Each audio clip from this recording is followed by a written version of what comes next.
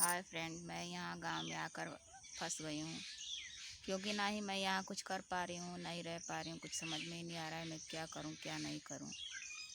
जिसके बच्चे नहीं होते उसका कोई वजूद नहीं होता है। उनके परिवार उन्हें कुछ भी नहीं समझते हैं, ना ही जानते हैं। उनको वो धोबी का कुत्ता बना देते हैं, ना वो घर के होते हैं ना घाट के, जबकि उनके ही चक्कर में वो अपना सारा जीवन बर्बाद कर देते हैं। हमारे साथ अभी ये हो चुका है, इसलिए हमें पता है कि हम क्या कर रहे हैं क्या नहीं कर रहे हैं। अब हमारे पास पैसा नहीं है कि हम अपना इलाज करवा पाएँ, और अपने ससुर जी से बोलते हैं तो वो बोलते हैं कि 2 साल बाद पैसा देंगे जब होगा कुछ।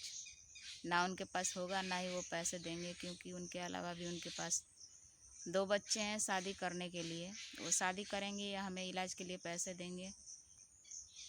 देखते हैं क्या करते हैं क्या नहीं।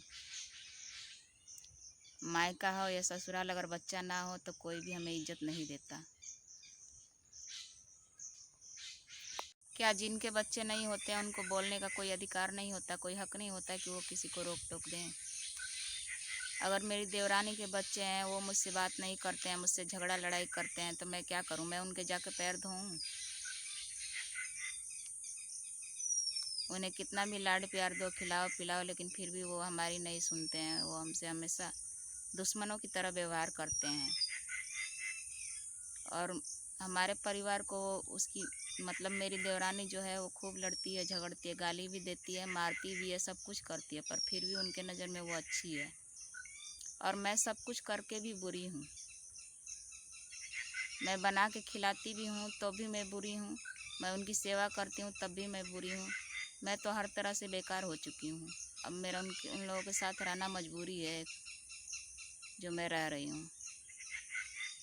अब तो बस यही है कि किसी के बारे में कुछ भी मत बोलो और ना ही सोचो। बस जो हो रहा है वो होने दो। हमारे साथ जो भी होगा वो देखा जाएगा। अब तो हमारा उम्र हो चुका है, देखते हैं क्या होता है नहीं होता है। जब मैं अपनी देवरानी से अलग हुई थी तभी मैंने सोच लिया था कि वो सब परिवार मेरे साथ नहीं रहेंगे, सब उसी के साथ रहेंगे, क्योंकि उसके बच्चे हैं। तो मैं अकेली ही अलग हो गई थी, खुद ही बनाने लगी थी और खाने लगी थी।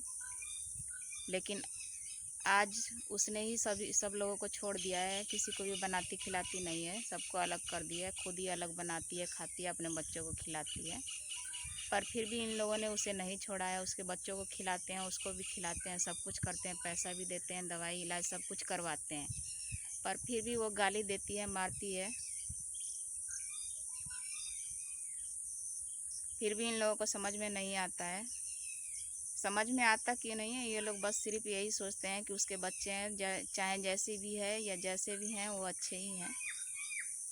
तो आप सब बताइए कमेंट में कि मैं सही हूँ या वो सही है। इसके लिए मुझे क्या करना चाहिए? मुझे यहाँ रुकना चाहिए या नहीं रुकना चाहिए? मुझे मेरे पति के साथ ही रहना चाहिए। जब मैं बाहर से आई थी गांव में तो उसको बहुत ज़्यादा दिक्कत होने लगी थी। उसको खाने के लिए पीने के लिए मैंने सब कुछ रोक दिया था, क्योंकि अलग का मतलब होता है कि खुद अपना करके खाओ। तो यहाँ पर तो उसका नाम था बस अलग होने का, बाकी उसके बच्चे और वो सारे लोग घर में ही खा रहे थे, मेरे ससुर जी खिला रहे थे। पर मैं ऐसा होने नहीं देती, क्योंकि मेरे पति कमा कर भेज रहे थे वहाँ से, तो घर खर्च चल रहा था और वो खिला पिला रहे थे। और ये सब मैं बर्दाश्त नहीं कर सकती। उसके पति कमाते भी नहीं हैं, कमाते तो हैं पर पैसे नहीं देते हैं घर में। मेरे ससुर जी को भी नहीं देते हैं और किसी को नहीं देते हैं। वो अपना कमा के इकट्ठा करते हैं और मेरे पति कमा के घर चलाते हैं। मेरे ससुर जी को खेती करने के लिए देते हैं, घर में भी खर्च के लिए देते हैं, और ससुर और ननद की जिम्मेवारी भी उठा रखी है।